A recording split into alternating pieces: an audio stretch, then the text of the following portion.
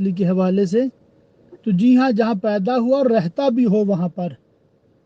وہ وطن اصلی ہے۔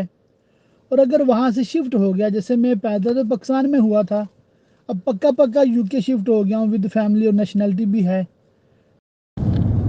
اب پاکستان میرا وطن اصلی نہ رہا، پاکستان کا وہ شہر، وہ گاؤں جہاں میں رہتا تھا، چاہے وہاں پر میرے نام پہ زمین ہو، چاہے والدین وہیں رہتے ہوں، اب چونکہ میں نے رہنا چھوڑ دیا تو اب وطن اصلی نہ رہا۔ یہ بہت بڑا اہم مسئلہ ہے۔ اس کی ایک مثال وہی مطلب جو ہم نے بخاری شریف میں پڑھا ہے کہ نبی کریم صلی اللہ علیہ وآلہ وسلم اور صحابہ کرام علیہم رضوان جو مہاجرین تھے، مکہ چھوڑ کر جب مدینہ شفٹ ہو گئے پکے، اب مکہ جب واپس آئے تھے تو وہ ان کا وطن اقامت تو بن سکتا تھا، وطن اصلی نہیں بن سکتا تھا۔ تو اسی کا مسئلہ ہم نے اس میں پڑھا ہے،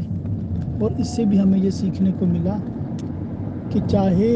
وہ جائے پیدائش ہے، مگر جب وہاں رہنا چھوڑ دیا ہے تو وطن اصلی نہ رہا۔